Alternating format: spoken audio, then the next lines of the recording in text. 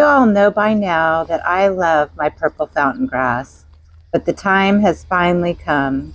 Yep, they've gone dormant and it's time to cut them back. It's past due, actually. So I got in there and I pruned those suckers really good. And my tip number one when you're pruning these things is get a rope.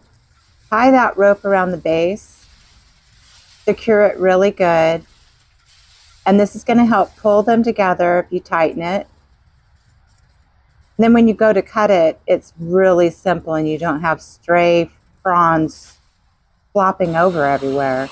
So this really helps a lot. And then for crying out loud, get you a hedge trimmer.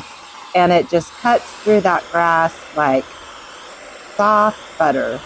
And then trim around the edges to make it clean around the edges. And I'm going to show you this a couple different times on the grass as I go. See how easy it is with the power tool? Bam, it's done. So easy.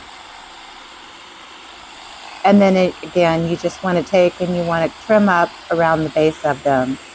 Really good, just to make it look nicer and cleaner.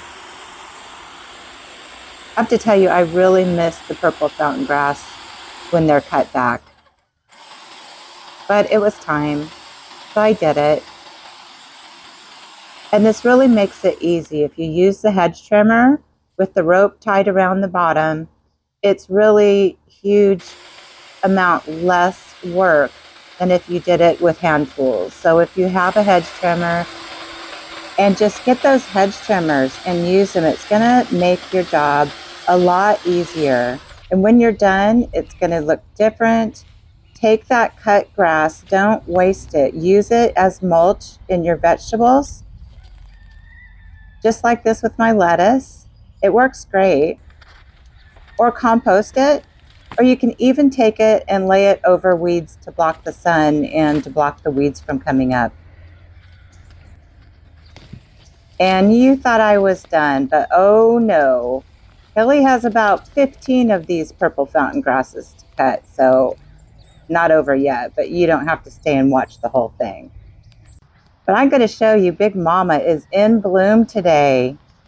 And she's just started. Let me tell you, she's something else to look at when those beautiful yellow flowers are in bloom on her. And her babies too, they're blooming as well. It's so nice to have that yellow pop. And talking about yellow pop, in the cactus garden, the daffodils are up.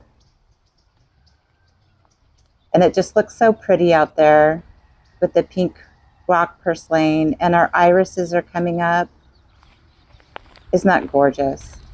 So excited for all these bulbs that are coming up, starting to bloom.